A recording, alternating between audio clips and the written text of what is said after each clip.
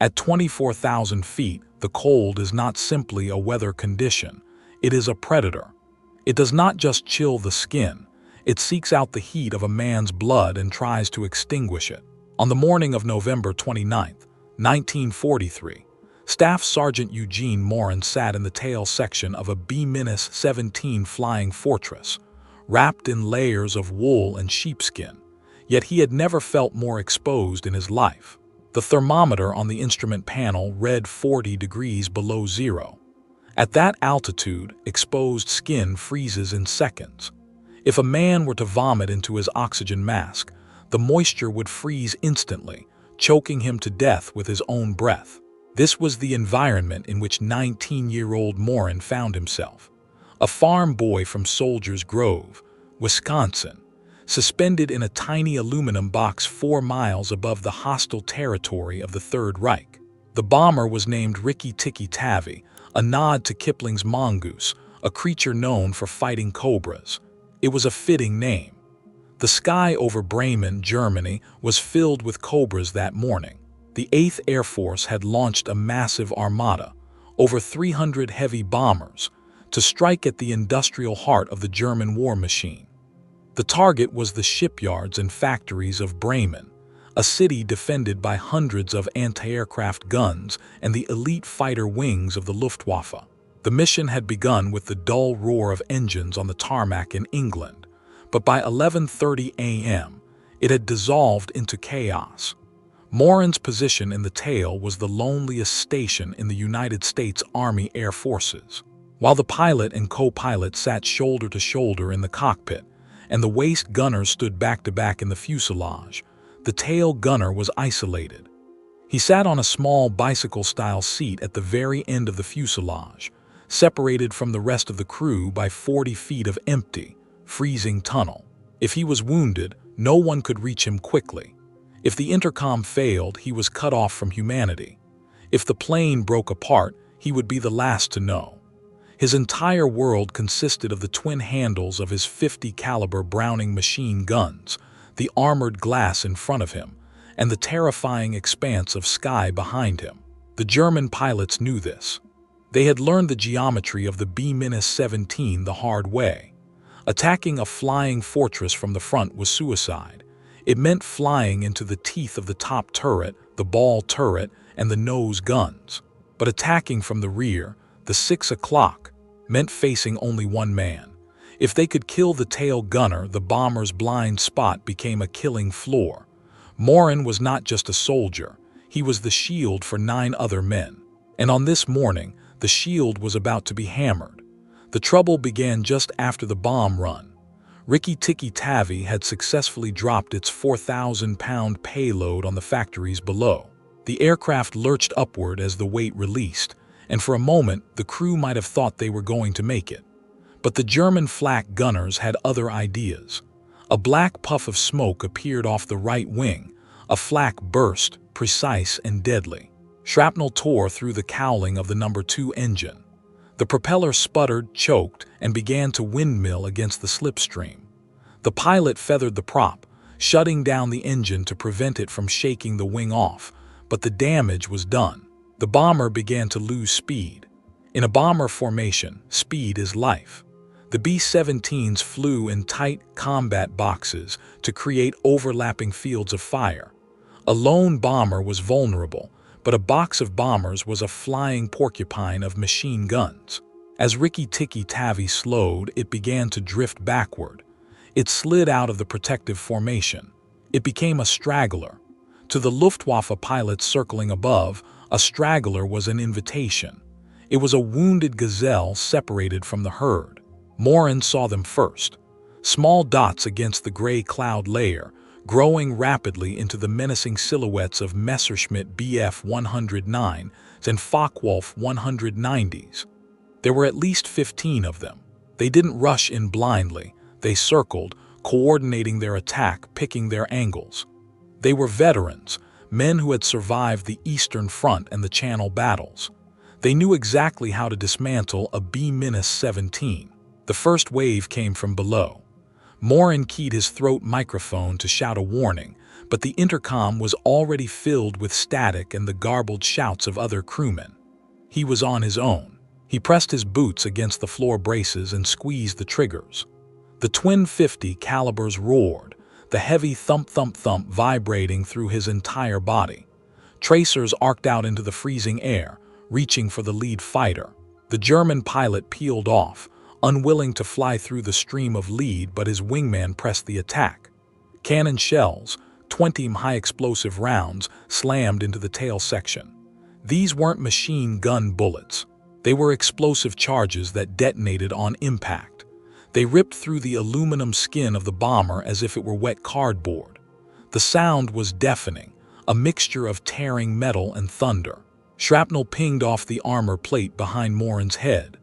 The smell of cordite and ozone filled the tiny compartment, acrid and choking. Moran kept firing. He tracked a Focke-Wulf diving in from the 4 o'clock position. He led the target, firing a short burst.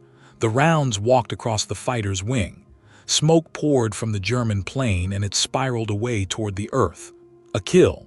But there was no time to celebrate. The attacks were relentless. The fighters were slashing at the bomber from all sides now, targeting the remaining engines, the cockpit, and the gun positions. Then, the world exploded. A pair of cannon shells struck the tail section directly. The impact threw Moran back against his seat. He felt a sensation like a sledgehammer striking his arms, first the left, then the right. He looked down to see blood soaking the heavy sleeves of his flight suit. Both of his forearms were shattered. The bones were broken, the muscles torn. The pain was immediate and blinding, a white-hot spike that threatened to overwhelm his consciousness. But adrenaline is a powerful drug. He looked at his hands. They were numb, trembling, but he could still move his fingers. He could still squeeze the triggers. He looked at his chest. Every airman wore a chest-pack parachute clipped to a harness. It was the only way out of a doomed plane. But the cannon fire that had broken his arms had also ravaged his equipment. The canvas pack was riddled with holes. The silk canopy inside, tightly packed to save his life, was shredded. It was a useless lump of fabric. Moran realized with a terrifying clarity that he was trapped. He was wounded, bleeding in a sub-zero freezer, under attack by a squadron of fighters with no way to escape. And then, Rikki Tikki Tavi gave up the ghost. A final volley of cannon fire sawed through the fuselage just forward of the tail wheel. The structural integrity of the B-17 failed. With a sound like a screaming banshee, the metal twisted and snapped. Moran watched the impossible happen. The front of the plane, the wings, the engines, the cockpit where his friends were dying, simply fell away. The tail section was severed completely. For a heartbeat, it hung in the air, a piece of debris suspended by momentum. And then gravity took hold. Eugene Moran began to fall. The physics of a falling object are usually simple. Terminal velocity for a human body in freefall is roughly 120 miles per hour. But Eugene Moran was not a human body in freefall. He was a passenger inside a several thousand-pound section of a Boeing B-17.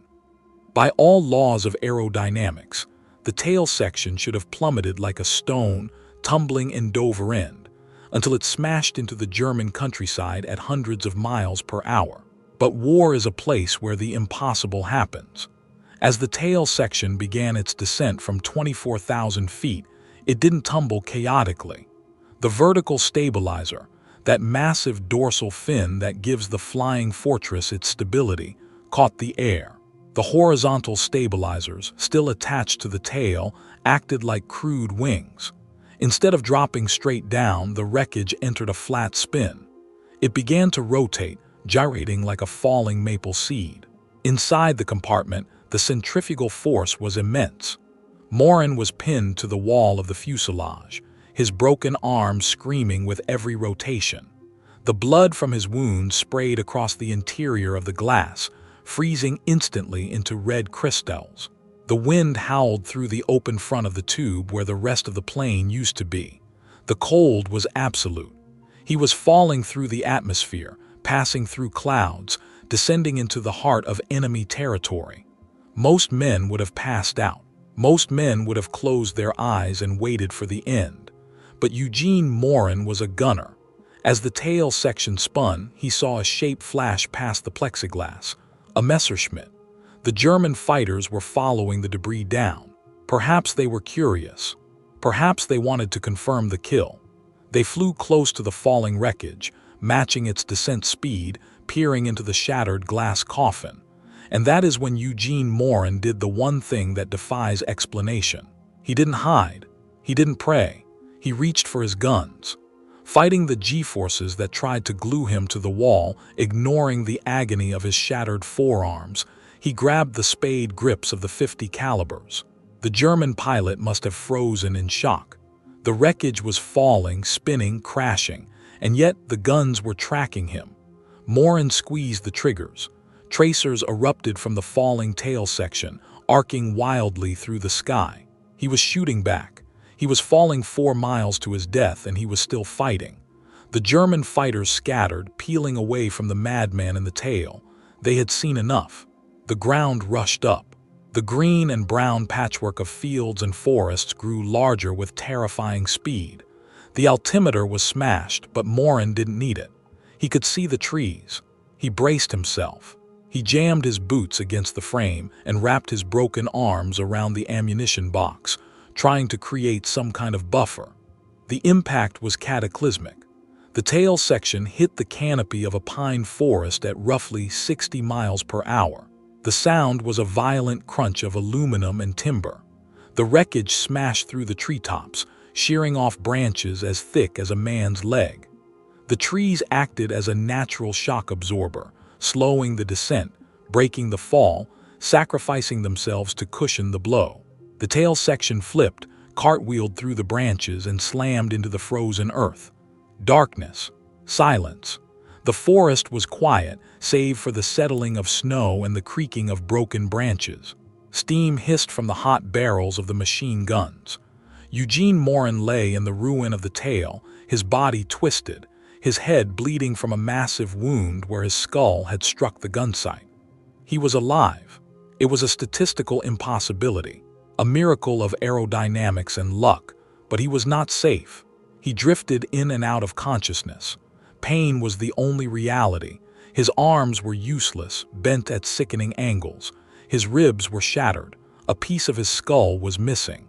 He tried to move, to crawl out of the wreckage, but his body refused to obey. He lay on the freezing ground, looking up at the gray sky he had just fallen from, and waited to die. Voices approached. Rough, shouting voices. German.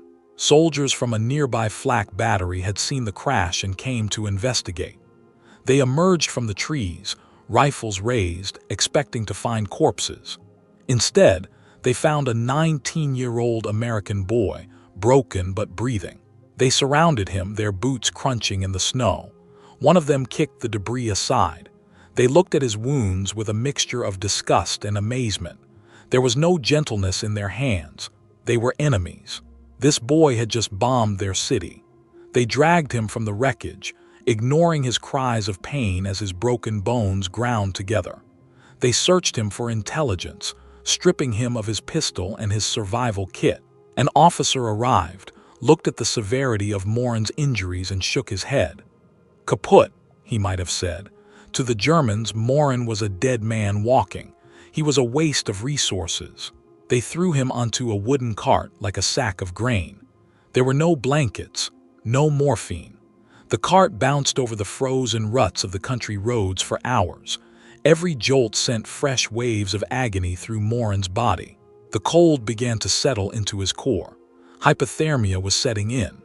They brought him to a nearby airfield, dumping him on the concrete floor of a hangar or a garage. He lay there for 2 days. 2 days without water. 2 days without a doctor. The Germans ignored him. Why waste bandages on a man who had fallen 4 miles? Why waste plasma on an enemy who would be dead by morning?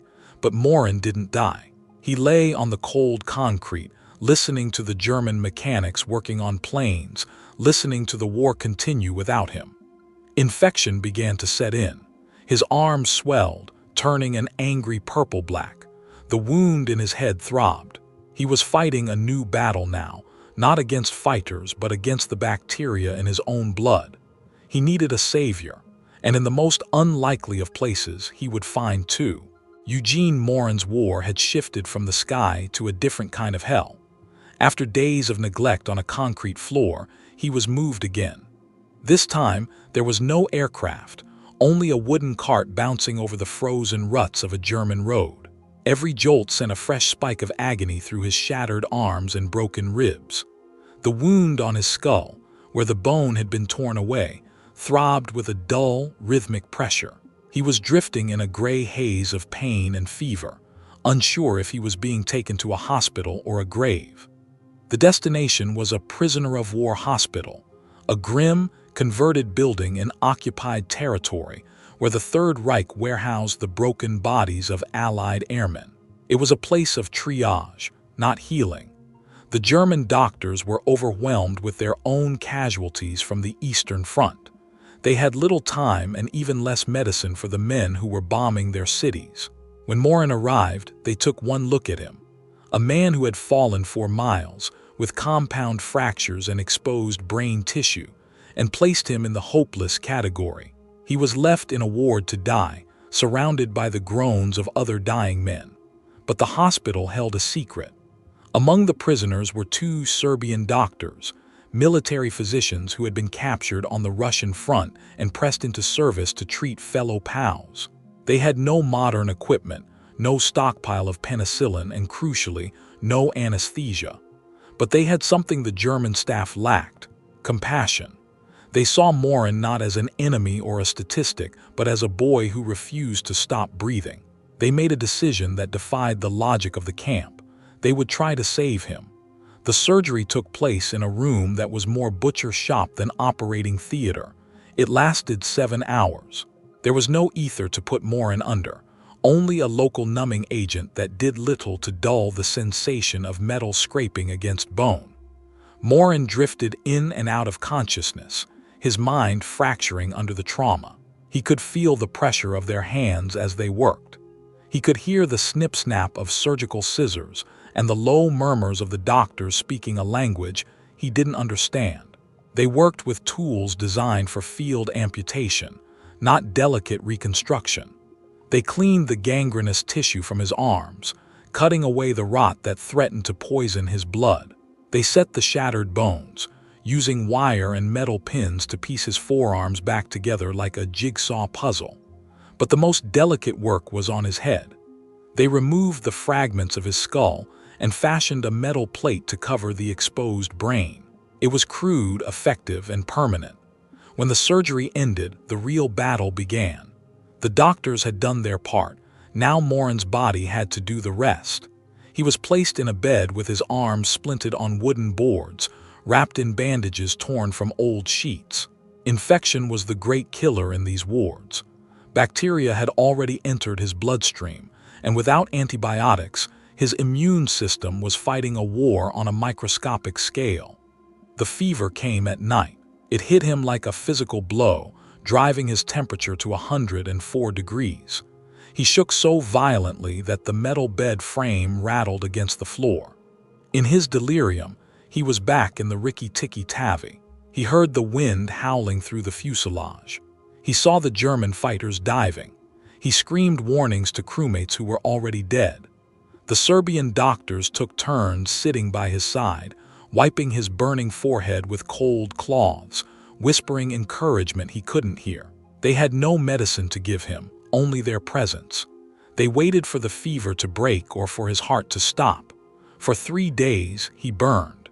The other men in the ward watched the struggle, betting silently on whether the boy who fell would see the morning. But on the 3rd morning, the heat in his blood subsided. Moran opened his eyes. The delirium had passed. He was weak, wasted, and in agony, but he was lucid. The infection had retreated. The Serbian doctors examined his wounds and found the pink edges of healing tissue. He had survived the fall. Now, he had survived the surgeon's knife. Recovery was a slow, grinding purgatory. For 6 weeks, he lay in that bed, learning to live with a body that had been remade by trauma. The metal plate in his skull caused headaches that would never fully go away. His arms, once strong from farm work, were withered and scarred. But he was alive. When he was stable enough to move, the German machine processed him. Name, rank, serial number. They took his photograph, a gaunt, hollow-eyed figure staring into the lens with a look of ancient exhaustion. He was transferred to Stalag Luft IV in Pomerania, a dedicated camp for Allied airmen. It was a city of barbed wire and guard towers, filled with thousands of men who had fallen from the sky. Life in Stalag Luft IV was a war of attrition. The diet was starvation rations, thin soup made from cabbage water, sawdust bread, and the occasional rotten potato. Men obsessed over food. They talked about steaks and pies with the same reverence other men spoke of religion. Moran, already stripped of nearly 40% of his body weight, had to fight for every calorie. But he found a community behind the wire. The prisoners organized themselves. They shared Red Cross parcels when they arrived. They kept their dignity polished like a weapon. Moran spent 17 months in captivity. 17 months of watching the seasons change through the wire. 17 months of waking up screaming from nightmares of falling. He thought he had seen the worst the war had to offer. He was wrong. In the summer of 1944, the Red Army began to smash through the Eastern Front. The Third Reich was shrinking. As the Soviets advanced, the Germans began to move their prisoners west, away from liberation. For Eugene Moran, this meant a descent into a new circle of hell. The transfer began with a train ride. Moran and 60 other men were packed into a cattle car designed for livestock. There was no room to sit. They stood shoulder to shoulder in the suffocating heat, stumbling against one another as the train lurched across Poland. For 3 days, they were given no food and no water. The air in the car turned foul with the stench of sweat, dysentery, and fear. Men hallucinated in the darkness. They licked the condensation off the metal bolts of the walls just to wet their tongues. But the train was luxury compared to what came next. In the autumn, they were loaded onto a freighter in the Baltic Sea. It was an aging, rusted vessel, totally unfit for human transport. The prisoners were forced into the cargo hold, a dark, iron cavern below the waterline. 200 men were crammed into a space with no ventilation and a single bucket for sanitation. As the hatch clanged shut, plunging them into absolute darkness, panic set in. This was the hell ship. The voyage lasted 4 days. In the pitch black, men lost their minds. The stench became a physical weight. The ship rolled in the heavy seas, throwing the prisoners into piles of filth and limbs. Moran sat in the darkness, clutching his healed arms, trying to breathe through the smell of death. When the hatch finally opened, the light hurt his eyes. They climbed out looking like monsters, covered in filth, emaciated, blinking in the gray sun. They were moved to a camp in Prussia, but there was no rest. By January 1945, the Soviet artillery could be heard in the distance, a constant, low rumble like approaching thunder. The Germans were panicked. On February 6th, in the dead of the coldest winter in decades, the order came, evacuate. This was the beginning of the Black March. 6,000 prisoners were ordered to march west. They had no winter gear. Many had no boots, wrapping their feet in rags and cardboard. Moran stepped out into the blizzard with a body that had been broken and glued back together. The temperature was 20 below zero. The column stretched for miles, a ribbon of misery winding through the frozen German landscape. It was a march of the dead and the dying. Anyone who fell behind was shot by the guards and left in the snow. They walked for 86 days. They covered nearly 600 miles. They slept in barns on top of frozen animal waste. They ate raw turnips stolen from fields. They drank from ditches contaminated with typhus. Moran's arms ached in the cold, the metal pins freezing inside his flesh. The plate in his skull felt like a block of ice pressed against his brain. Every step was a battle against gravity. Men dropped around him daily, succumbing to pneumonia, dysentery, or simple exhaustion. But Moran kept walking. The boy who had refused to die in the tail of a B-17, who had refused to die on the operating table, refused to die on a muddy road in Germany. He put one foot in front of the other, driven by a stubborn, inexplicable will to exist. On April 26, 1945, near the Elbe River, the column stopped. A different sound cut through the air, not the sharp crack of German Mausers, but the heavy rumble of American tanks. Soldiers from the 104th Infantry Division appeared on the horizon. The German guards threw down their rifles. It was over. Eugene Moran weighed 93 pounds when he was liberated. He looked like a skeleton wrapped in parchment, but he was standing. He returned to Soldiers Grove, Wisconsin, in late 1945. He was 21 years old, but his eyes held the weight of a century. He married Margaret, a local girl who saw past the scars and the silence. They bought a farm. He raised a family. He sat in the pews of the local church on Sundays. But for 60 years, he never spoke about it. The war was a box he had locked and buried. He didn't tell his children about the fall. He didn't tell his neighbors about the Serbian doctors or the Black March. He simply lived. He lived by a philosophy that he later shared, a simple code for a man who had cheated death. I would rather wear out than rust out. It wasn't until the end of his life that the story came out. A local teacher began to ask questions. The records were pulled. The world finally learned about the man who fell from space. In 2007, he received the first Lifetime Achievement Award from the Wisconsin Board of Veterans Affairs. A street was named after him. The silence was finally broken. Eugene Moran died in 2014 at the age of 89. He had outlived the war, the pain, and the nightmares. He was the tail gunner who kept shooting all the way down. A man who proved that the human spirit is harder to break than aluminum and stronger than gravity. If this story moved you, if you felt the cold of the high altitude and the grit of the Black March, then do me a small favor. Hit that like button. It tells YouTube that these stories matter. It ensures that men like Eugene Moran aren't lost to history. And if you haven't already, subscribe and turn on notifications. We are digging into the archives every single week to bring you the untold stories of World War II. The stories of real people, real heroism, and the moments that changed the world. Drop a comment below. Had you ever heard of the man who fell 4 miles and lived? I want to know where you're watching from. Let's keep this history alive together. I'll see you in the next one.